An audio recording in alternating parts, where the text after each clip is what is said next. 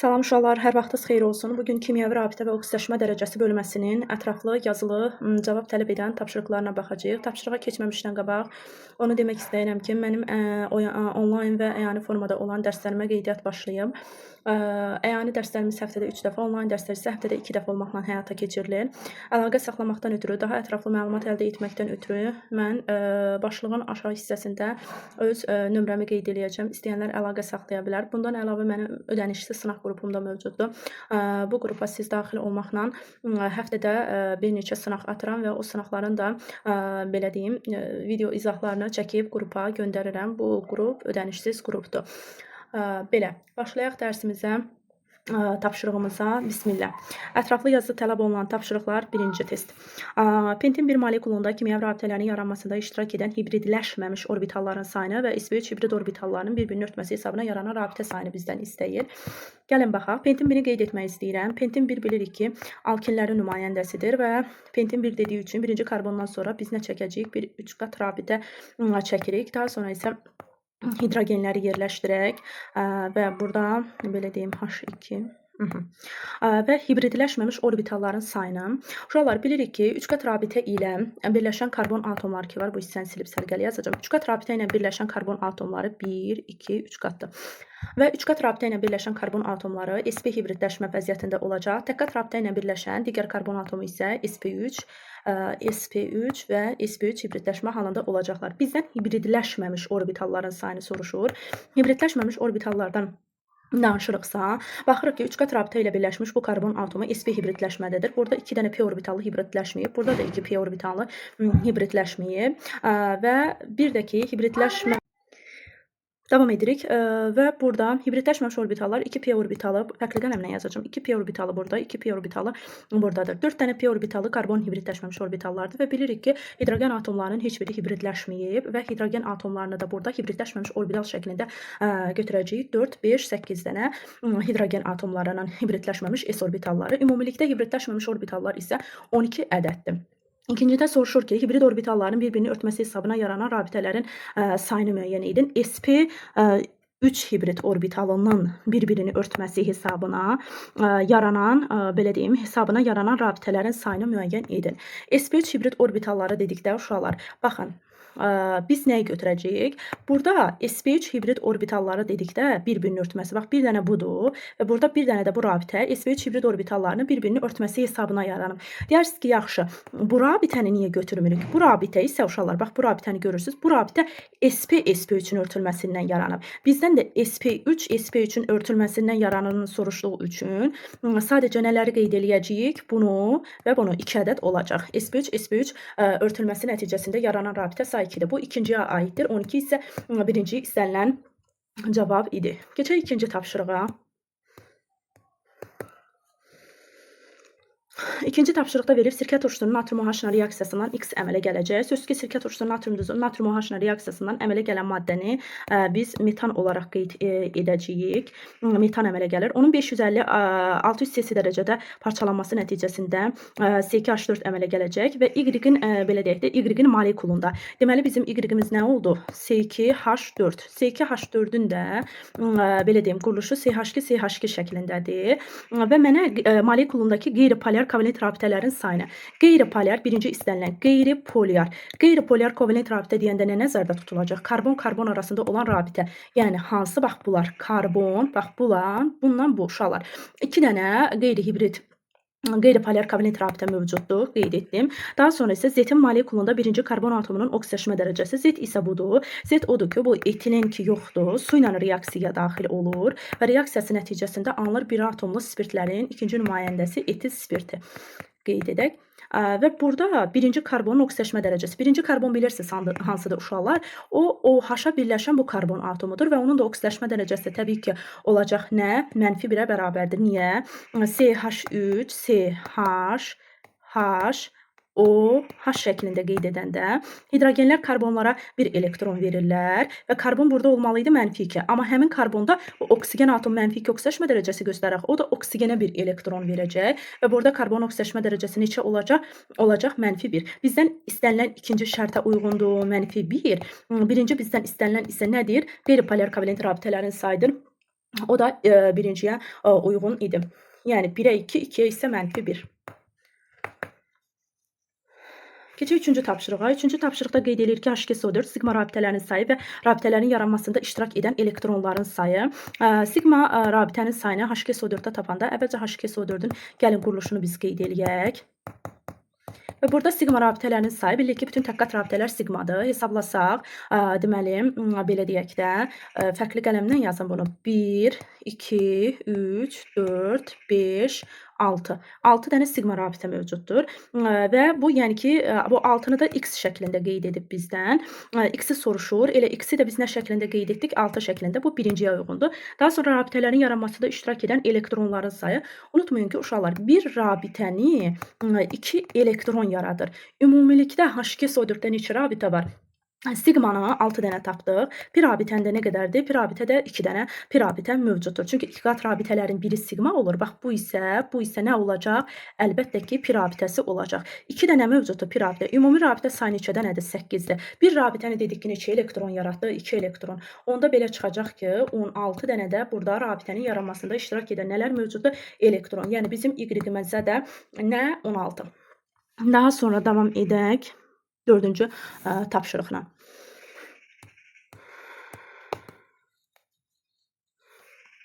Dördüncü tapşırıqda CO2 və CH4-ləri molekulunda karbon atomunun hibrid orbitallarının sayını müəyyən etməyimizi istəyir. Deməli, CO2-nin quruluşunu çəkdikdə, bax, bu formada qeyd etmək mümkündür. CH4-ün quruluşunu isə çəkdikdə hidrogenlər karbonun ətrafında yerləşəcək və qeyd edilir ki, molekulunda karbon atomunun hibrid orbitallarının sayını müəyyən et deyir. CO2-də və CH4-də X və Y müəyyən et. Bilirik ki, CO2 maddəsində karbon atomlarının hibridləşmə vəziyyəti sp hibridləşmə halındadır və hibrid orbitallarının sayı X-ə uyğundur. 1s və 1p olduğu üçün cəmi 2 dənə nə mövcuddur? Hibrid orbitalı mövcuddur. Keçirəm CH4-də. CH4-ün molekulunda karbon atomlarının hibrid orbitallarının sayını Y şəklində qeyd edir. Hibrid orbitalı bilirik ki, karbon hansı hibridləşmə vəziyyətində olacaq? sp3, çünki metan alkanların nümayəndəsidir və burada karbon atomu sp3 hibridləşmə vəziyyətindədir. Hibrid orbitalının sayı nə olacaq? 1s və 3p cəmi 4 nə mövcuddur? Hibrid orbitalı mövcuddur. Bizdən də bunu soruşur. Y-i 2 tapdıq. X-i isə nə şəklində qeyd etdik? Belə deyək də, onu da 4, daha doğrusu 4-dür. Demək, X-i tapdıq 2, Y-i isə nə şəklində qeyd etdik? 4 şəklində qeyd etdik və hibrid orbitallarının sayı. Daha sonra keçirik, belə deyək də, 5-ci tapşırığa. Karbon atomlarının, belə deyim, karbon atomlarının molekulunda, belə deyək, nəyə qeyd eləyəcək? Hibrid karbon atomlarının rabitələrin yaranmasında iştirak edən elektronlarının sayı X, Y və Z-dir. Burada bizim nümayəndəmiz olacaq vinil asetilen. Növbət tapşırıqda, demək, burada bizə verib vinil asetilen, gəlin qeyd eləyək. CH2, CH, CH, bu maddə vinil asetilendir. Və burada karbon atomlarının rabitənin yaranmasında iştirak edən elektronların sayını qeyd edir bizdən. Rabitənin yaranmasında iştirak edən elektronlarını, bunun üçün bu birləşməni açıq formada yazmaq istəyirəm. Karbon, belə deyim də, hidrogen, daha sonra 2 qat rabitə, karbon, hidrogen, 3 qat rabitə, karbon və hidrogen. Unutmayaq ki, bir rabitəni nə yaradır? Əlbəttə ki, 2 elektron yaradır və bunun üçün, deməli, burada karbonla hidrogenin arasında bir rabitə var. Karbonun burada neçə elektronu iştirak etdi? Əlbəttə ki, 1 elektronu. Burada 2 rabitə varsa, karbonun 2 elektronu iştirak etdi.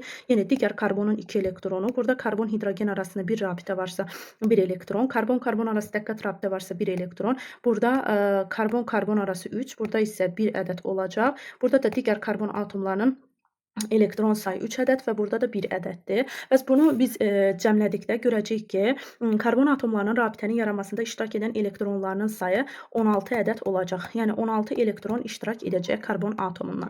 Daha sonra deyir, polyar kovalent rabitələrinin sayını müəyyən edin. Polyar kovalent rabitə, polyar kovalent rabitə. Polyar kovalent rabitə dedikdə, burada sadəcə hidrogen atomlarını nəzərə alacağıq. Buradakı hidrogen və burada və burada cəmi polyar kovalent rabitənin sayını isə biz 4 şəklində qeyd edərik.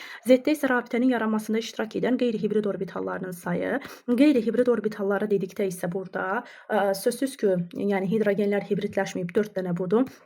və karbonun qeyri-hibrid orbitalları burada karbon sp2-dədir. sp2, sp və sp-dir. Burada bir dənə belə deyim hibridləşməmiş p orbitalı var. Burada da hibridləşməmiş p orbitalı. Burada da 2-dir, burada da 2-dir. Cəmi birgə belə deyək də nə olacaq? Bax bunları cəmləyəcəyik uşaqlar. 4, 6 və cəmi birgə olacaq. Nə qədər? 10 dənə nə mövcuddur? Rabitənin yaranmasında iştirak edən qeyri-hibrid orbitalları mövcuddur. Deməli, müvafiq olaraq 1-ə x-də tapdıq biz 16, polyar kovalent rabitəni tapdıq 4 və qeyri-hibrid orbitallarının sayını isə 10 şəklində qeyd etdik. Bizdən x-i soruşur. Əla, x 16 olaraq qeyd etdik. Bir də deməli z minus y soruşur. Burada deməli z minus y şəklində z-i biz nə tapmışıq?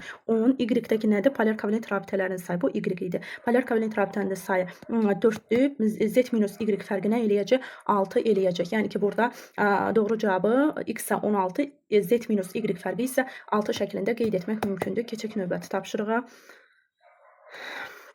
7-ci tapşırıqda gəlin görək nə deyir? CH4HQ-dur. Rabitənin yaranmasında iştirak edən hibrid orbitallarının ümumi sayı və hibrid orbitallarının belə deyək də hibrid orbitallarının ümumi sayı və rabitənin yaranmasında iştirak edən hibrid orbitallarının ümumi sayı. Baxırıq ki, deməli bizim əlimizdə 2 maddəmiz mövcuddur. Bunlardan biri CH4-dür. Quruluşunu yazırıqsa, hidrogen karbonun ətrafında 4 ədəd hidrogen mövcuddur. Daha sonra isə H2O-da da bu formada yazacağıq. Rabitənin yaranmasında iştirak edən hibrid orbitallarının ümumi sayı, rabitənin yaranmasında iştirak edən uşaqlar. CH4 maddəsinə fikir versəz, burada karbon atomları hansı hibridləşmə vəziyyətindədir? sp3. Suda isə oksigen atomları sp3 hibridləşmə vəziyyətindədir. CH4-də karbon atomları sp3 hibridləşmə vəziyyətindədir. 4 sp3 hibrid orbitalının belə deyim də 4-ü də nə yaranmada iştirak etmişdir? Hidrogenlə rabitə yaranmada iştirak edib. Ona görə də CH4-dən ötürü rabitələrin ümumi cəmini dediyi üçün rabitənin yaranmasında iştirak edən hibrid orbitalı 4 ədəddir. Suda isə rabitənin yaranmasında oksigenin belə deyim də 4 dənə sp3 hibrid orbitalının sadəcə 2 dənəsi rabitə yaradıb. Baxın bu formada. Bunu tam aydın şəkildə dərs izahlarında mən deyirəm. Oksigenin sıra nömrəsi 8-dir. 1s2, 2s2, 2p4-dür. Oksigen bilirsiniz ki, 6-cı qrupda yerləşsə də oksigen həyəcanlanma qabiliyyəti mövcud deyil uşaqlar. Çünki xarici təbəqəsində boş orbital yoxdur. Sadəcə oksigen hibridləşdiyi zaman bunun 4 dənə, belə deyim də, 4 dənə sp3 hibrid orbitalının 2 dənəsi rabitə yaradacaq. Baxın, bax bu 2 dənəsi rabitə yaradacaq. Bu, belə deyək də, bunların hamısı sp3-dür. Nədir? sp3 hibrid orbitallarıdır. sp3-dür. Sadəcə bu 4 sp3-ün 2 dənəsi bunlar ki var uşaqlar. Bunlar rabitə yaratmır. Rabitə yaratmır. Amma qalan 2 dənə ümumiyyətlə rabitəni tək elektron yaradır da, bilirsiniz. Cüt elektron rabitə yarada bilmir. Onda belə çıxır ki, su molekulunda oksigenin 4 sp3 hibridinin sadəcə neçə dənəsi? Baxın 2 dənəsi. 2 dənəsi rabitə yaratdı. Qalan 2 dənəsi isə neynədir uşaqlar? Qalan 2 dənəsi belə deyim də rabitə yaratmadı. İndi rabitənin yaranmasında iştirak edən hibrid orbitallarından burada söhbət gedirsəm, CH4-də 4 dənə idi. Bunu yazdıq. Su molekulunda isə oksigenin rabitənin yaranmasında iştirak edir 2 dənəsi. Yəni ümumilikdə 6 şəklindədir. Bunu da bizdən x şəklində istəyib. Yəni x-i biz orada 6 tapdıq. Bu bizdən birinci istəniləndir. Keçirim y-ə. Hibrid orbitallarının ümumi sayı yenə də karbon sp3 hibridləşmədədir. Bu bizdə y-dir. Karbon sp3 hibridləşmədədir. 4 dənə hibrid orbitalı buradadır. Su molekulunda da belə deyim də oksigen sp3 hibridləşmə vəziyyətindədir. 4 dənə də hibrid orbitalı buradadır. Cəmi birgə nə eləyəcək? 8. Yəni ki, bizdən istənilən ikinci şərtə uyğun da nədir? 8. X-ə biz tapdıq 6, y-ə də tapdıq 8. Uşaqlar, mən 7-ci tapşırığın izahatını verdim. 6-cı tapşırıq qaldı. Gəlin 6-cı tapşırığın da izahatını verim burada. 6-da nə deyir? NH3 molekulunda kimyəvi rabitənin yaranmasında iştirak edən elektronların sayını və hibrid orbitallarının neçə faizinin rabitənin yaranmasında iştirak etdiyini hesablayın. NH3 molekuludur və NH3 molekulunda biz bilirik ki, azot atomları hansı hibridləşmə vəziyyətindədir? sp3 hibridləşmədədir. Neçə rabitə görürsünüz uşaqlar? 3 rabitə var. Mən bayaq dedim ki, rabitənin yaranmasında iştirak edən elektronların sayını tap deyəndə, rabitə sayı vurulsun 2 şəklində qeyd edin. Bu düsturdan istifadə edin. 3 rabitə varsa, rabitənin yaranmasında iştirak edən elektronun sayı deyirsə birinci şərt, yəni 3 vurulsun 2, 6 elektron buradan iştirak etdi. Və deyir ki, hibrid orbitallarının neçə faizinin rabitənin yaranmasında iştirak etdiyini hesablayın. Bu ikinci şərtə uyğundur. Gəlin bayaqki oksigen kimi azotu da yazaq. Azotun sıra nömrəsi 7. Elektron konfigurasiyası 1s2, 2s2, 2p3-dür. və azotun 2s-1 cüt elektronu var. P yarım səviyyəsində isə 3 dənə tək elektronu mövcuddur. Azot da oksigen kimi fon elementləri, ümumiyyətlə flor oksigen, azot kimi mən uşaqlara öyrədirəm. Bu elementlər yerləşdiyi qrupa uyğun valentlik göstərə bilmir və həyəcanlana bilmirlər. Səbəb odur ki, onların xarici təbəqəsində boş orbitalı yoxdur. İndi bu hibridləşdiyi zaman, bax bu azot atomu ki yoxdur, bu hibridləşdiyi zaman 4 dənə sp3 hibrid orbitalı yaradır. Bu yəni ki, proses baş verir. Sadəcə bu 4 dənə sp3 hibrid orbitalı ki var, bunun 3 dənəsi, bax 3 dənəsi rabitə yaranmada iştirak edəcək. Çünki tək elektrona malikdir. Rabitəni də həmişə bilirik ki, tək elektron yaradır da. Bax buradakı bu var, bu rabitə yaratmır. Cüt elektronludur. Ümumiyyətlə elektronun vəzifəsi nədir ki, rabitə yaratsın, cütləşsin. Bu cüt elektrona malikdir, rabitə yaratmadı. İndi mənə deyir ki, hibrid orbitallarının neçə faizi? Deməli, azotun 4 dənə hibrid orbitalı var, eləmi? Bu 4 hibrid orbitalı 100%. Bunun neçəsi rabitə yaratır uşaqlar? 3 dənəsi, bax burada. 1, 2, 3 dənəsi neynədir? Rabitə yaradı. Bu 3-dəki, yəni taparıq ki, 75%-ə uyğundur. Bu da bizdən istənilən ikinci şərt. Keçək növbəti tapşırığa. Növbəti tapşırıqda bizdə nə deyir? Etan və etilin keçidi zamanı valent bucağının qiyməti və hibrid orbitallarının necə dəyişdiyini müəyyən edin. Etan maddəsi C2H6 maddəsidir. Bu çevrilir etilinə C2H4-ə. Etan molekulunda, belə deyim də, valent bucağı 109 dərəcə 28 dəqiqədir. Çünki alkanlarda valent bucağı belədir. Etilin isə alkenlərin nümayəndəsidir və onlarda isə valent bucağı 120 dərəcədir. İndi valent bucağının qiyməti nədir? 109-dan 120-yə keçəndə artdı. Bu məndən istənilən birinci şərtdir. Hibrid orbitallarının sayı necə dəyişdi? Etanın quruluşunu yazdıqda CH3 şəklində qeyd edirik. Karbonlar sp3, bu da sp3 formasındadır. Daha sonra etilin 3-ünü yazdıqda isə CH2, burada isə karbon atomları hansı hibridləşmədədir? sp2. Əvvəl mənim hibrid orbitallarımın burada 4, burada 4, cəmi birgə 8 hibrid orbitalım var. Burada isə 3 buradadır, 3 burada isə cəmi oldu 6 dənə. Hibrid orbitallarının sayı nədir? Azaldı. Bu da belə deyək də uyğundur bizdən istənilən ikinci şərtə. Birinci artdı, ikinci isə azaldı. Keçək növbətinə. C2H2 və CO2 molekullarında karbon atomlarının hibrid orbitallarını və sigma rabitələrinin cəmini hesablayın. Deməli, C2H2-dən danışıramsa, burada söhbət asetilendən gedir uşaqlar. CO2-ni də bayaq da quruluşunu çəkmişdim ki, CO2-də isə karbon atomları hansı hibridləşmə vəziyyətindədir? sp. Elə asetilində də karbon atomları hansı hibridləşmə vəziyyətindədir? sp. Və deyir hibrid orbitalları və sigma rabitələrinin cəmini. Hibrid orbitalları dedikdə asetilində belə deyim, sp-dir bu. 2 hibrid burada, 2 hibrid burada. CO2-də isə 2 dənə hibrid burada. Cəmi birgə nə eləyəcək? 2 plus 2 plus 2 tam açıq yazıram ki, tam aydın başa düşəsiniz. Burada məqsəd izah etməkdir. Mən öz-özümə test işləmirəm ki, mən sizə bunu izah etməkdən ötürü onun üçün ətraflı danışıram. Və sigma rabitələrinin cəmini hesablayın. Bilirik ki, ümumiyyətcə təkqat rabitələr sigmadır. Baxın uşaqlar, bu sigma rabitədir. Qalan 2 rabitənin ikisi də pidir. Bir də sigma rabitə deyəndə həmişə hidrogenləri də mütləq götürürsüz. Çünki hidrogenlər sigma rabitə yaradır. Karbon hidrogen arasındakı bütün rabitələr sigmadır. Asetilin üçün yazanda oldu 2 hidrogen, bir dənə də karbon-karbon arası sigma mövcuddur 3. CO2-dən danışanda isə sigma rabitələr 2 ədəddir. Və burada da olacaq sözsüz ki 5. Bu bizdən istənilən ikinci şərt idi. Deməli burada 8-də müvafiq olacaq bizdə belə deyim də, daha doğrusu 9-cu tapşırıqda müvafiq olaraq 6 və 5. Keçək növbəti tapşırığa.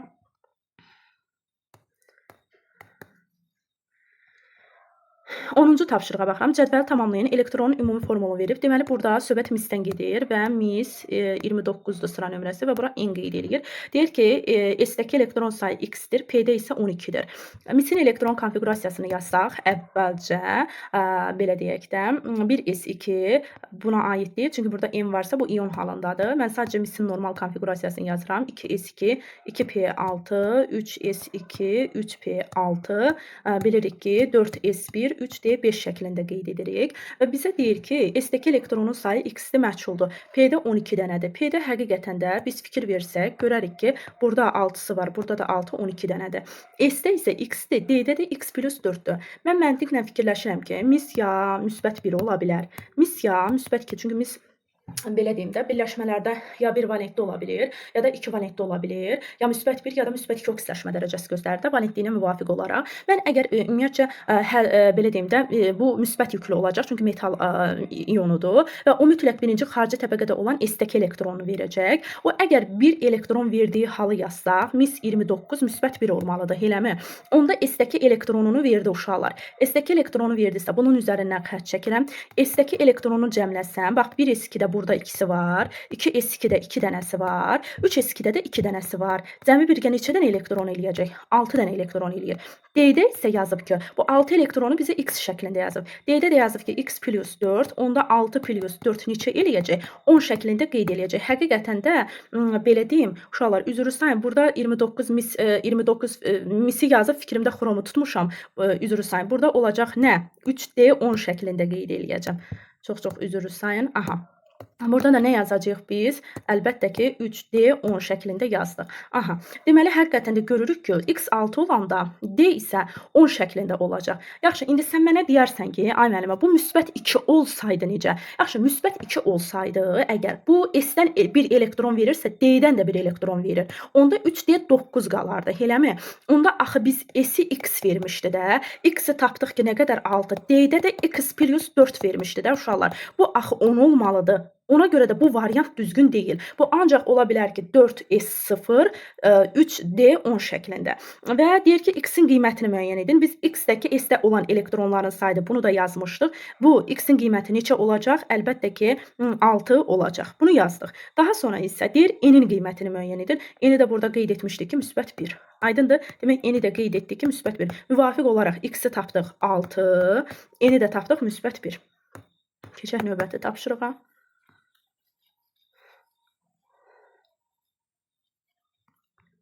11-ci tapşırığa baxmaq istəyirəm. Demək, verib ki, demək, bromlu bir birləşmə, alkanların bromlu birləşməsini müəyyən edib, bir brom propandır və bunun kalium OH-ın spirtdə məhlulu ilə reaksiya aparırlar və daha sonra X əmələ gəlir, onu xlorla reaksiyasından Y alınır. Biz bilirik ki, alkanların monohalogenli törəmələrinə kalium OH-ın spirtdə məhlulu ilə təsir göstərirəmsə, bu zaman əmələ gəlir, baxın, bu spirtdə məhlullar. Bu zaman əmələ gəlir alkin. Yazaq reaksiyanı CH2 brom, CH2 CH3 plus kalium OH nədə məhlul spirtdə? Yəni bu spirt su məsələsinə diqqət edin. Suda məhlul olsaydı spirt alınardı. Spirtdə məhlul olunanda alken alınır və alınır CH2, CH, CH3. Yəni propen alındı. Daha sonra həmin propenin üzərinə xlor gəlirlər. Xlor da ki, sözsüz ki, birləşmə reaksiyasıdır və iki qat rabitədə pi rabitənin sınmasının hesabına burada pi rabitə dağılır və halogen atomları nə edəcək? Əlbəttə ki, karbon atomlarına birləşəcək. Alınan birləşmə 1,2 dixlor propandır. İndi bu əmələ gələn bizim Y maddəmizdir. Və deyir Y-in molekulunda birinci və ikinci karbon atomlarının oksidləşmə dərəcəsini müəyyən edin. Nə eləyin? Birinci və ikinci karbon atomlarının oksidləşmə dərəcəsinə. Uşaqlar, birinci karbon atomu, bax, halogen yaxın olan tərəfdən nömrələsək, 1, 2, 3. Birinci karbon atomuna fikir verirsiniz də, görərsiniz ki, bu karbon öz ətrafında hidrogenlərdən elektron alıb, 2 ədəd elektron alıb, -2. Daha sonra isə xlora elektron verib. Və elektron verdiyi üçün isə elektron oksidləşmə dərəcəsi -2-dən düşəcək neçəyə? -1-ə. Və karbon atomunun oksidləşmə dərəcəsi burada olacaq -1. Aydındır? Demək, birinci karbonun oksidləşmə dərəcəsi oldu -1. İkinci karbona fikir verirəmsə, ikinci karbonda bax bu ulduzladığımda, bu karbon hidrogendən bir elektron aldı -1. O aldığı bir elektronu da xlora verdi və çevrildi oldu nə? Belə deyək də, sıfıra çevrildi və oksidləşmə dərəcəsi sıfıra bərabər oldu. Keçirik 12-ci tapşırığa.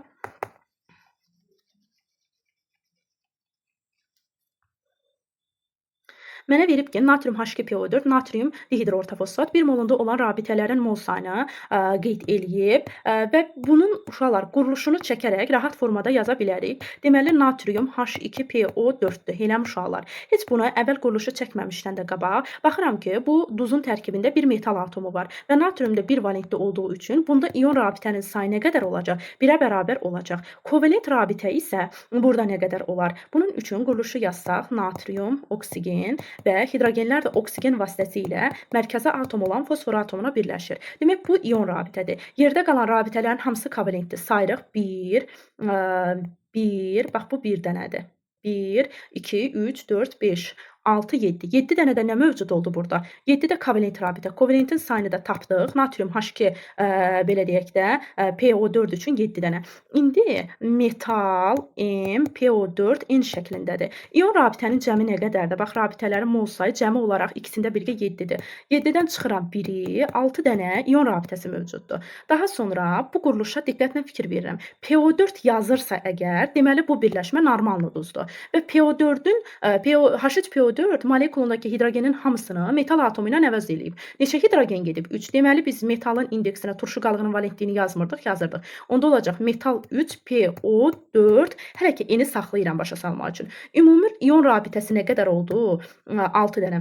Biz də bir qayda bilirdik uşaqlar. Metalın valentliyini vururuq onun indeksinə. Buradan tapırıq nə sayını? İon rabitə sayını. Normal duzlarda belədir. Metalın valentliyini indeksinə vuranda ion rabitənin sayını tapırıq. Burada metalın valentliyini götürək x. X-i vuraq indeksinə 3x bərabərdir 6. Buradan asanlıqla metalın valentliyini nə şəklində taparsınız? 2. Deməli onda metalın valentliyi də nəyin indeksində yazılmalıdır? Turşu qalığının indeksində. Ona görə də biz eni tapdıq neçə?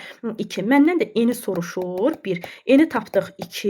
Yəni 1-i soruşur. 2. Bir də ki, M-i soruşur. M də olacaq nə? Belə deyək də, M-i də tapdıq 3 şəklində. M metalın indeksində olan rəqəm idi. Bu formada keçək növbəti tapşırığa.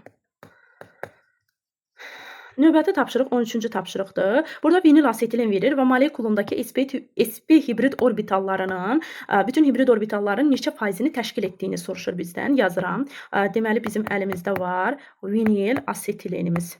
Nə mövcuddur? Belə deyək də, vinil asetilenimiz mövcuddur. Burada hidrogen indeksini silək. Tam olmadı. Aha, qeyd etdik və deyir sp hibrid orbitallarının sayı. Bilir ki, 3 qat rabitə ilə karbon birləşibsə, hansı hibridləşmədədir? Sp.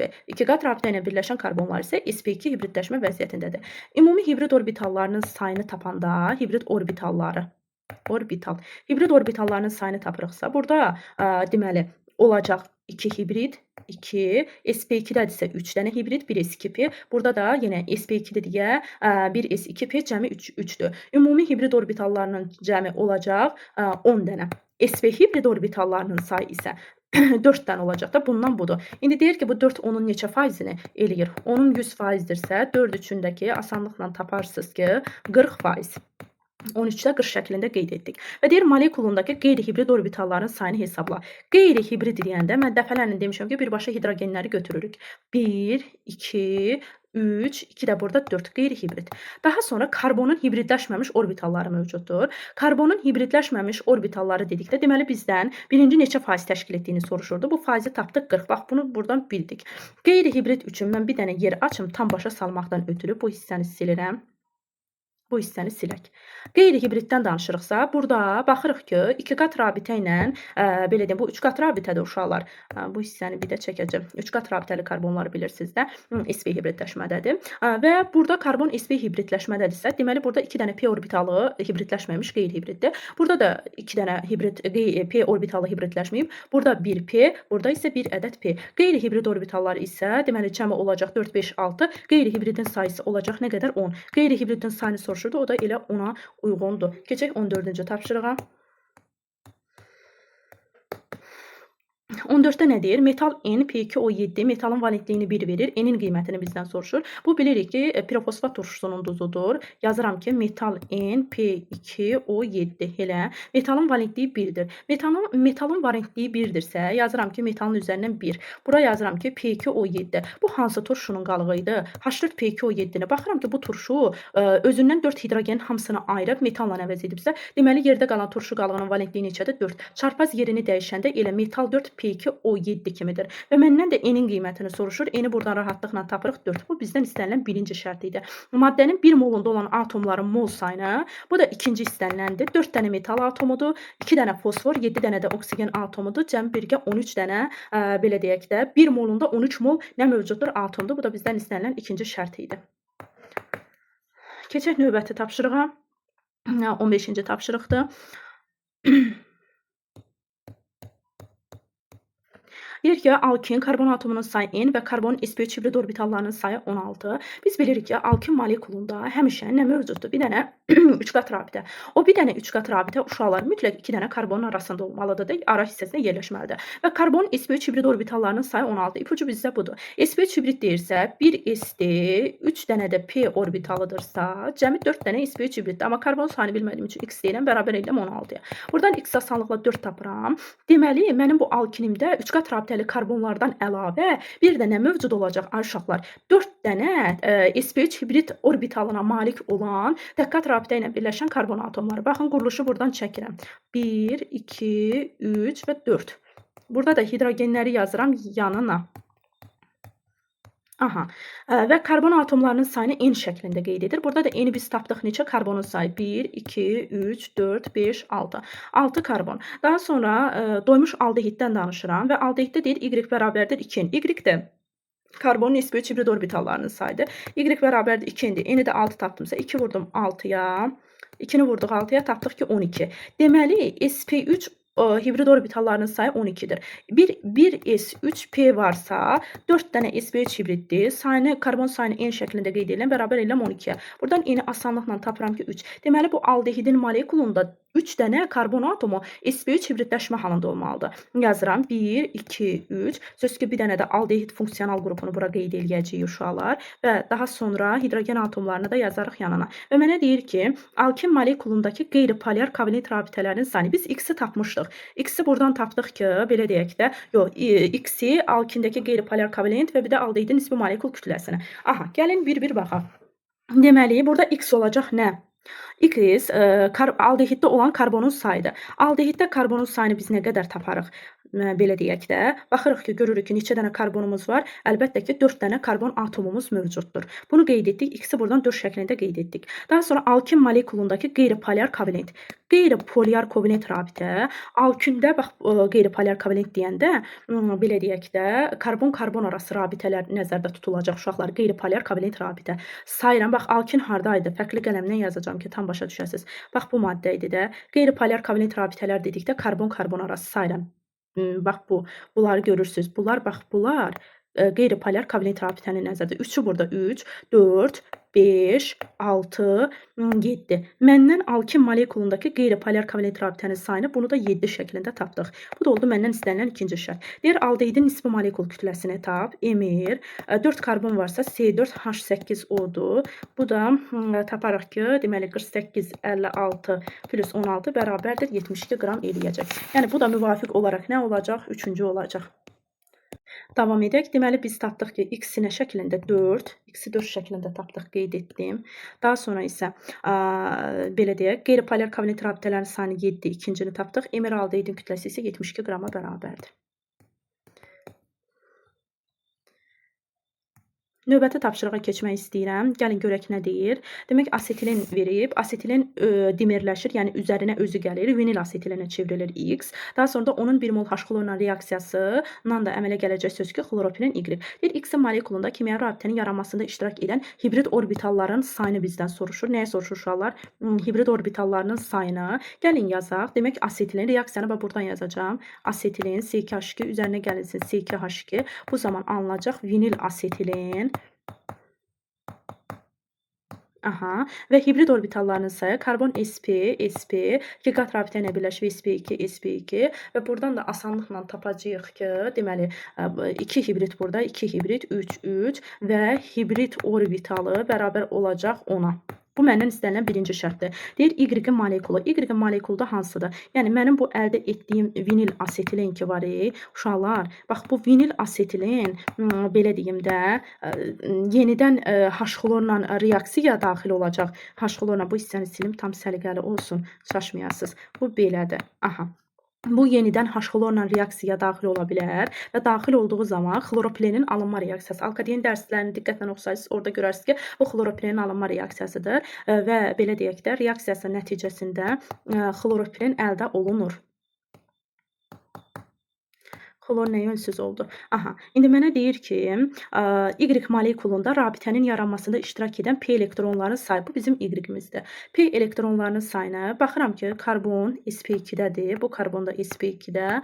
Bu karbon sp2, 4 karbon 4-ü də sp2-də. Xlorda P orbitalı var. Rabitənin yaranmasında iştirak edən P orbitalı bilirik ki, bax bu karbon-karbon arasında 2 qat rabitə var. Orada sigma sp2 sp2-nin örtülməsindən yaranır. Pi rabitə isə bu karbonun hibridləşməmiş P orbitalından bu karbonun hibridləşməmiş P orbitalının arasında yaranır. Eyni şəkildə burada da sp2 sp2 hər karbonun hibridləşməmiş bir dənə P orbitalı var. Onda P orbitallarının cəmi ortaya çıxdı mı uşaqlar? Bax buradan cəmləyirik. 4 dənəsi karbonun, bir dənəsi də xlorundur. Cəmi rabitənin yaranmasında iştirak edən qeyri-hibrid orbitallarının, daha doğrusu qeyri-hibrid yox, yəni P orbitallarının sayı neçə olacaq? 5 şəklində burada nə edəcəyik?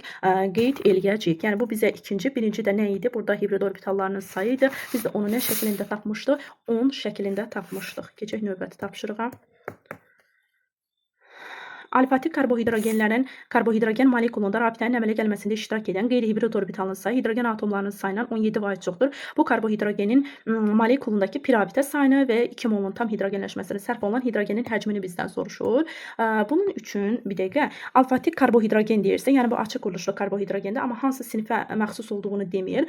Bu deyir bu karbohidrogenin molekulundakı pi rabitənin sayını. Deməli bu doymamış karbohidrogendir. Burada yəni alkanlar seçənəyi getdi. Alkan doymuşdu, sikloalkan doymuşdu deyə. Pi rabitə deyirsə, biz burada alkendən gedə bilərik. Ya alken ola bilər bu, CNH2, ya da alkindən alkaden olar. Onsuz da onların hər ikisi bir-birinin sinif arası izomerdir. Formulu CNH2-2-dir. Alkendən gedək görək bu alken ola bilərmi? Mənə deyir ki, molekulunda rabitənin əmələ gəlməsində iştirak edən qeyri-hibrid orbitallarının sayı. Alkenlərdə qeyri-hibrid orbitallarının sayı 2 hidrogendir. Belə deyim də, bir də ki, alkenlərdə 2 karbon atomunun da hibridləşməmiş 2 dənə P orbitalı vardır. Yəni qeyri-hibrid orbitalının sayı 2+2-dir. Və hidrogen atomlarının sayından 4% çoxdur. Hidrogen atomunda neçədir? 2. Sizcə uşaqlar bu 2+2 bu əslində bərabərliyi qoymağım düzgün deyil. Sadəcə başa salmaq üçün deyirəm ki, bax bu 2+2 bunun qeyri-hibrid orbitallarının sayıdır. Hidrogen atomu da 2-dir. Bu 2+2 2-dən 4% çoxdur. Xeyr, əksinə 2% çoxdur. Ona görə deməli burada söhbət nədən getmir? Alkenden getmir. Daha sonra keçirəm digər alkin yaxud alkaden, ikisinin də üzərində yəni ki, izomerdirlərdir. İkisindən də belə deyim, eyni. Birində ödənirsə, digərində də ödənəcək. Və burada qeyri-hibrid orbitallarının sayı deyəndə yenə hidrogen həmişə qeyri-hibrid orbitala malikdir. Çünki hibridləşməmiş S orbitalı var və karbonların isə qeyri-hibrid orbitalları dedikdə, istər alkində, istərsə də alkadində 4 dənə hibridləşməmiş nə mövcuddur? Onlarda P orbitalı mövcuddur. Üzərinə yazdım 4. Buradan tapdım ki, 2+2. Yaxşı. Hidrogen atomlarının sayı nə qədərdir? 2-2-dir. Bu da hidrogen atomlarının sayıdır. Bu tapdığımda qeyri-hibrid orbitalların sayıdır. İndi bu 2+2 belə deyim, hidrogenin sayı olan 2n-2-dən 4% çoxdur. Gəlin baxaq görək 4 cavabını alacağam. 2+2 çıxılsın 2+2. Həqiqətən də baxacağam ki 4% nədir? Çoxdur. Deməli burada söhbət gedəcək. Nədən? CnH2-2 formullu karbohidrogendən, alfatik karbohidrogendə bunlar və bunların molekulundakı pi rabitələrinin sayına belə bu karbohidrogen molekulundakı pi rabitələrinin sayını ümumiyyətcə bilirik ki, belə deyək də istər alkinlərdə, istərsə də alkadenlərdə pi rabitələrin sayı neçə ədəd olacaq uşaqlar? Pi rabitələrin sayı 2 ədəd olacaq. Pi rabitənin sayı belə deyək, pi rabitənin sayı 2 ədəd olduğu üçün biz qeyd edərik ki, birinciyə uyğundur 2. Çünki istər alkinlərdə, bax məsələn, nümunə yazım, alkinlərin ilkin nümayəndəsi asetilendir, eləmi? Pi rabitə sayı neçə dənədir? 2 dənədir. Yaxud alkaden götür, ilkin nümayəndə propadendir, belə deyim də, bunda da yenə də pi rabitə sayı neçə dənədir? 2 dənə görürsünüz. Ona görə 1-ə uyğundur 2. Keçirəm, 2 molun tam hidrogenləşməsinə sərf olunan hidrogenin həcmi. Uşaqlar, CnH2n-2 formullu birləşmə yananda, belə deyək də, tam hidrogenləşməsi daha doğrusu 2 mol hidrogenlə tam hidrogenləşində doyur və çevrilir olur alkan. Bunu bilirik. Tam hidrogenləşməsinə sərf olunan 2 molun, 1 molun tam hidrogenləşməsinə sərf olunan hidrogenin həcmi, belə deyək də, 2 vurulsun 22,4 litrdir. Çünki 2 moldur. 2 molunun da litrəsi 2 vur 22,4-dür. 2 molu üçün isə nə olacaq? Əlbəttə ki, bu x olar. Yəni buradan da asanlıqla 89,6 litri neyniyərik biz? Bəli, taparıq ki, 89,6 litrdir. Bu da məndən istənilən ikinci şərt idi. Birinci şərt bu idi. Bax, burada yazmışam. Belə deyək, qeyri-hibrid orbitalların sayı pi rabitə sayını. Daha sonra isə ikinci şərtdəki 89,6 olacaq. Keçək növbəti tapşırığa. 18-ci tapşırıqla davam etmək istəyirəm. Kalium hidroksidin ortofosfat turşusu ilə əmələ gətirdiyi duzlar var. Nisbi molekul kütlələrini qeyd eləyir. Uşaqlar bildik ki, istər kalium olsun, istər başqaları olsun. Məsələn, onlar 3 cür duz əmələ gətirə bilər. Kalium 3PO4 əmələ gətirə bilər. Kalium 2 HPO4 əmələ gətirə bilər. Bir də ki, kalium H2PO4 əmələ gətirə bilər. Biz bunu bilirik ki, kalium 3PO4-ün məsələn PO4 hamısında eynidir deyə. Burada kalium belə deyək də kütləsini tapanda 3 vurulsun 39 şəklində qeyd eləyəndə bu eləyəcək belə deyim də 117 qram. Kalium 2 HbO4-də isə kalium 39-da 2-yə vursaq 78, üzərinə 1 gələndə 79 qram eləyir. Aşağıdakı kalium H2PO4-də isə fərq olacaq belə deyək də 39 kalium 2 də hidrogendir. Burada olacaq 41 qram. Birinin kütləsini A, digərinin A-38, digərində A+38 şəklində verəcək. Deməli burada A-nı biz nə götürə bilərik? Kalium 2 HbO4. Bax A budur. A-38 olan isə Y-dir. Yəni Y-də budur. Bu qeyd etdik. A olan Z-dir. Digəri isə nə olacaq? X olacaq. İndi mənə deyir ki, A-nı biri müəyyən et. Yəni ki, nisbi molekul kütləsini A-nı belə deyək də. Daha sonra Y-in 1 molunda olanları və Z-in kimyəvi formulunu. Deməli, birinciyə A-nı müəyyən etsək, onun kütləsi Z üçün götürəcəyik biz buradan. Bax, bu Z-i qeyd edirəm burada. Deməli, Z-im olacaq kalium 2 HPO4. Biz bunun emirini tapsaq, asanlıqla taparaq ki, bu eləyəcək 170 belə deyim də Z üçün qeyd edəcəyik də, bəli. Z-in kimyəvi formulu və deyir A-nı müəyyən et, nisbi molekul kütləsi. Deməli biz Z-i burada nə qeyd etmişdik? Kalium 2 HPO4 şəklində qeyd etmişdik də. Kalium 2 HPO4. Kalium 2 HPO4 şəklində də qeyd edəndə bu eləyəcək, bəli, 100 belə deyək də 74 qram şəklində qeyd eləyərik. Bunu qeyd etdik. Daha sonra deyir ki, Y-in 1 molunda olan polyar kovalent rabitələrin sayı. Y yazdıqda Y maddəmiz nə idi? Y kalium H2PO4-dür. Polyar kovalent rabitələrinin sayını yazdıqda quruluşunu çəkim, aydın olsun deyə. Polyar kovalent rabitələrinin sayını da hesablasaq, hidrogen, oksigen fosfor arasında olanlardır. Çünki bu ion rabitədir. Bunu nəzərə almışsınız. 1, 2, 3, 4, 5 və 6. Bir dəqiqə 1, 2, 3, 4, 5, 6, 7. 7 olacaq. Deməli, məndən istənilən ikinci şərtdəki, belə deyək də, polyar kovalent rabitələrin mol sayı 7 mol olacaq. Daha sonra Y-in 1 molunda olan polyar kovalent rabitənin sayı bu ikinci idi. Bunu tapdıq. A-nı tapdıq. A-nı nə qədər tapdıq? 170. Bu A idi. Bu birinci şərt idi. 174 qram idi. Z-in kimyəvi formulunu müəyyən et deyirdi. Z-in kimyəvi formulu da olacaq nə uşaqlar? Kalium 2 HPO4. Z üçün də, baxın burada da yazmışdım. Kalium 2 HPO4, yəni kalium hidroortofosfat şəklində qeyd eləyəcəyik. Bax, burada Z-i yazmışıq da, kalium 2 HPO4. Bu 79 sizi çaşdırmasın. Bu 79 hamısında PO4-lər eynidir deyə kalium 2 H-ın kütləsidir ki, onu rahatlıqla müqayisə etmək üçün. Yəni müvafiq olaraq 1 174 qramdır, 2 7-dir və 3-cü Z-in formulu isə olacaq 3-cü kalium 2 HPO4. Keçək növbəti tapşırığa, 19-cu tapşırıq. Molekulunda bir asimetrik karbon atomu və minimum sayda karbon olan domiş bir atomlu spiritin sinif arası izomerin molekulundakı qeyri-polyar kovalent rabitələrinin sayını bizdən soruşur. Deməli, molekulunda bir asimetrik karbon atomu var, amma karbon atomlarının sayı isə minimum olmalıdır və bunun üçün isə biz nəyə qeyd eləyərik? Yəni, elə spirit yazmalıyıq ki, minimum karbonu olsun, amma həm də ki, bir asimetrik karbon atomu olsun. Olsun, yaxşı. Deməli, burada isə biz butanol 2-ni qeyd eləyə bilər ki, bax, bu karbon asimetrikdir. Bir tərəfdən metillə, bir tərəfdən OH-la, bir tərəfdən isə etil radikalla birləşib. Bunun molekulunda 4 karbon mövcuddur deyə. Bu, bir atomlu spiritlərin sinif arası izomerləri sadə efirlərdir. Bunların quruluşunu, bax, məsələn, bu formada yaza bilərik. Belə deyim, burada oksigen olmalıdır. Bax, bu formada da karbon atomlarına birləşəcək. Hidrogenləri də yanına yazdıq. Mənə deyir ki, qeyri-polyar kovalent. Qeyri-polyar kovalenti nədir? Eyni qeyri-metal atomlarının arasında olan. Eyni qeyri-metal atomları da burada söhbət karbon-karbondan gedəcək də. Bax, bu qeyri-polyardır. Bu, belə deyim də, qeyri-polyar deyil. Çünki bu karbon-oksigen arasında bunu götürməyəcək. Bir də ki, bunu götürəcəyik. Bu hissəni onda sileyim. Siz baxanda çaşa bilərsiniz. Burada da qırmızı yazdım deyə.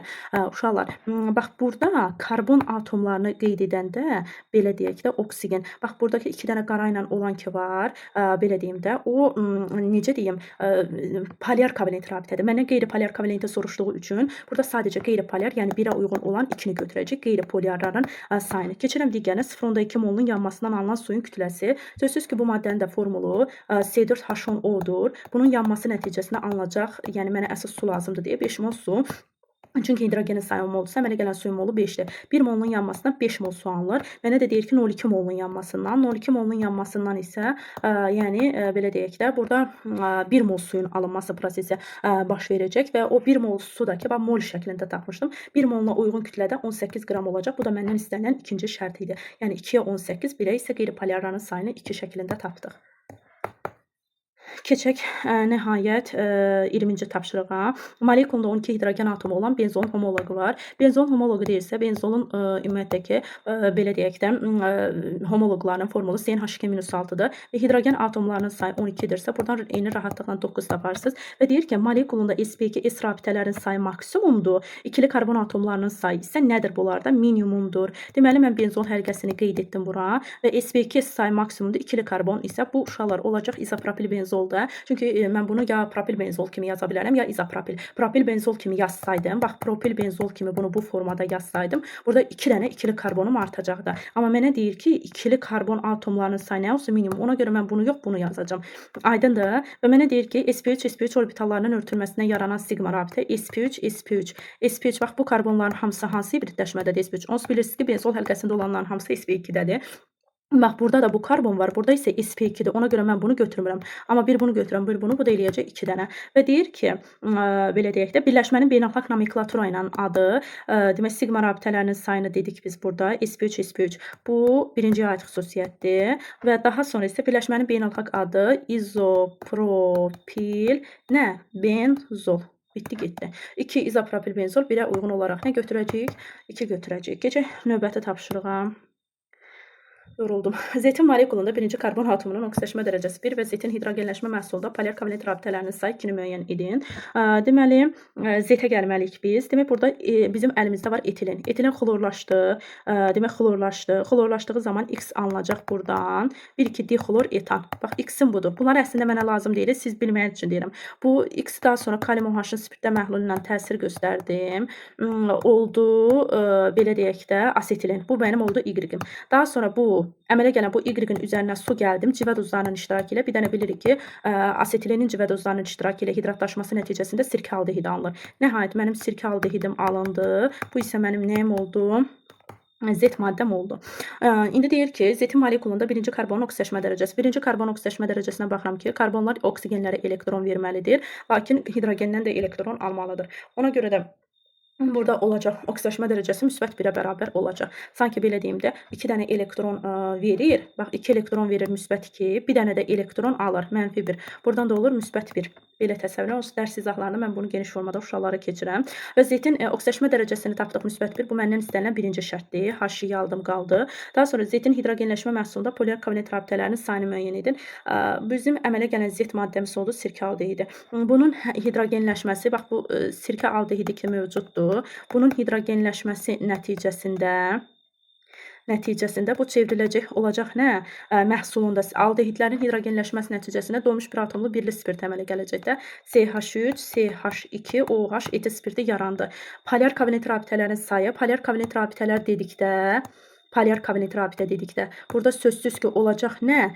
Hidrogenlərin sayı, bax bunlar və bir də ki, karbon oksigenə, bax burada rabitə yaratdı. Oldu 3 plus 2 plus 1 karbon oksigenə, oksigendə hidrogenlə yaratdığıdır. Bu da eləyəcək 7.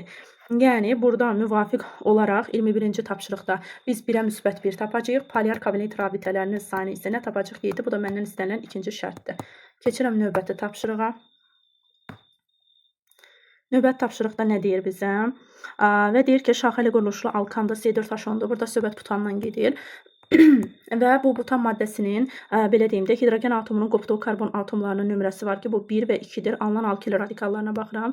Deməli, mənim əlimdə var C4H10-um və şaxəli quruluşludursa, mən bunu şaxəli formada, sadəcə bu formada qeyd edə bilərəm. Bax, bu formada qeyd edə bilərəm. Hidrogenin qopduğu karbonun sayı birincidirsə, buradan qopacaq və burada alınacaq, belə deyək də, izobutil radikalının alınması prosesi baş verəcək, izobutil.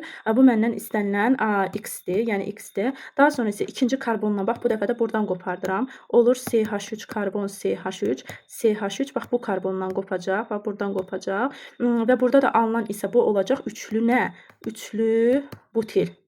Bu üçlü butildir. Bu da izobutil radikaldır uşaqlar. Bu da mənim oldu Y-im. X və Y rabitələrinin radikallarının birləşməsindən alınan maddə molekulunda ikinci, üçüncü, dördüncü karbona. Bax, indi biz bununla bunu birləşdirəcəyik. Bax, bunu birləşdirəcəyik. Əvvəlcə mən rahat olsun deyə üçlü butili yazdım. Bax, bura üçlü butili yazdım.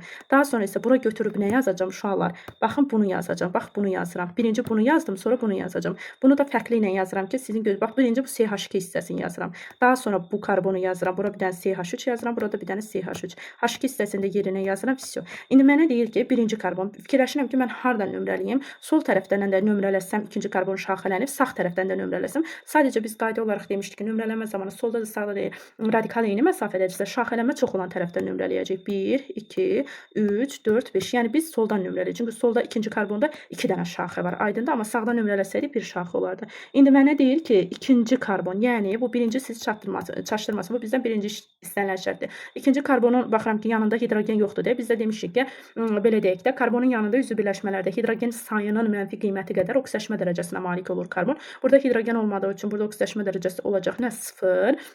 Daha sonra isə üçüncü karbon. Üçüncü karbon budur. Yanında hidrogenim neçə dənədir? Bu məndən istənilən ikinci şərtdir. 2 dənədirsə oksidaşma dərəcəsi olacaq -2. Daha sonra isə dördüncü karbon, bu istənilən üçüncü şərtdir. Dördüncü karbon da budur. Bunun yanında bax bu karbondur. Yanında bir dənə hidrogen vardır. -1-ə bərabər olacaq. Müvafiq olaraq 1-ə 0, 2-yə -2, 3-ə isə -1 şəklində qeyd edərik. Bu hissəni də silək. 23-cü tapşırıq xlorun oksigenli birləşməsini verir və buradakı xlorun oksidaşma dərəcələrinin dəyişməsini qeyd edir. Xlor oksigenlə, demək H-xlor O, hipoklorid, H-xlor O2 xlorid, H-xlor O3 xlorat və H-xlor O4 perxlorat tipli 4 dənə turşu əmələ gətirir. Burada müsbət 1, burada belə deyim də, müsbət 3, müsbət 5 və müsbət 7 oksidaşma dərəcəsi göstərir. Oksidaşma dərəcəsi A kiçikdir, B O kiçikdir, C O da kiçikdir, D şəklindədir. A X-dirsə, deməli bu X, Y, Z və T şəklində yazacağıq. Və mənə deyir X turşusunun kimyəvi formulu. X turşusunun kimyəvi formulu olacaq H-xlor O. Bu məndən istənilən birinci şərtdir. Y və Z-in molekulunda olan atomların say cəmi. Mənim Y-im H-xlor O2 idi də. Atom sayı nə qədərdir? 1 hidrogen, 1 xlor. Cəmi atom sayı 4-dür. Y və T. T H-xlor O4 olacaq uşaqlar. H-xlor O4-də də, bax H-xlor O4-dədir. Bir dənə hidrogenimdir, bir dənə xlorumdur. Cəmi birgə olacaq 6 dənə. Buradan da tapacağıq ki 10 dənə. Bu da məndən istənilən ikinci şərtdir. Z-in molekulundakı xlor atomunun valentliyinə uyğun tək elektronlarının sayı. Bax, Z maddəmiz nədir? Bura yazım yenidən H-xlor O3-dür, xlorat turşusudur. Xlor burada oksidaşma dərəcəsi müsbət 5-dirsə, onun tək elektronlarının sayı neçə dənə olacaq? 5 dənə. Bu da bizə müvafiq olaraq üçüncü uyğun şərtdəki olacaq nə? 5 şəklində. Nəhayət 24-cü tapşırıqla belə deyim, yekunlaşdırırıq. Vinil və fenil radikallarından ibarət maddə molekulunda. Uşaqlar, vinillə fenilin birləşməsi nəticəsində həmişə əmələ gələn birləşmə stroldur. Hansı birləşmədir? Stroldur. C8H8 arenlərə aid deyil də, belə deyim də, daha doğrusu benzon homoloqu deyil də, aromatik karbohidrogendir, amma benzon homoloqu deyil. Və yaranmasında iştirak edən hibrid orbitallar. Uşaqlar, hibrid orbitallardan söhbət gedirsə, bax burada benzol həlqəsində olan karbon atomlarına fikir verin. Hamısı hansı hibridləşmə vəziyyətindədir? sp2. Molekulda 6 dənə benzol həlqəsində olandır. sp2-dir, vururam 3-ə. Üzərinə gəl, 2 dənəsi də vinil hissədə olandır. Çünki 2 qat rabitə ilə birləşiblər də. Deməli, 6 dənəsi də buradadır. Cəmi baxıram ki, hibrid orbitallarının sayı 24 dənədir. Məndən də rabitənin yaranmasında iştirak edən hibrid orbitallarının sayını soruşur. Bu 24 dənədir. 4 nəyə ünsüz oldu. Rabitənin yaranmasında iştirak edən qeyri-hibrid. Qeyri-hibriddən danışanda isə biz bilirik ki, hidrogenlər heç vaxt hibridləşmir. Bu maddə, o vinil, belə deyək də, benzol, yaxud da ki, fenillə vinilin birləşməsi əmələ gəlir. Strol C8H8-dir. Qeyri-hibrid deyəndə hidrogen 8 dənə. Bir də hər karbonun hibridləşməmiş bir dənə p orbitalı var. Bax, sp2-lərin hər birində hibridləşməmiş bir dənə p orbitalı var. Ümumilikdə molekulda neçə karbon var? 8. Hər karbonda hibridləşməmiş bir p orbitalı olanda 8-i 1-ə vuranda neçə eləyəcək? 16-dır. Bu da məndən istənilən ikinci şərtdir. Və deyir ki, 0,5 molun tam yanmasından alınan suyun kütləsi. C8H8-i oksigendə yandırıram. Alınır 4 mol karbon qazı və 4 mol da su. Eləmi? Bu strolun 1 molu yananda 4 mol su əmələ gəlir. 0,5 molunun tam yanmasından nə qədər əmələ gələr? Buradan asanlıqla tapırıq ki, 2 mol su qram şəklində soruşur. Bəli, kütləsini vurursunuz. Suyun emeri bilirik ki, emer su nə qədərdir? 18-dir. Vururuq 18-ə. Buradan da asanlıqla tapırsınız ki, 36 qram. Bu da məndən istənilən üçüncü şərtdir. İndi müvafiq olaraq biz nə dənə tapdıq. Birinci istənildi hibrid 24, qeyri-hibrid 16 dənə və 0,5 molun yanmasından istənilən suyun miqdarı isə oldu 36 qram 2 mol. Bu qədər uşaqlar, ümidvaram ki, başa düşdünüz. Nəsə aydın olmasa yazıb soruşa bilərsiniz. Hələlik Allah amanında.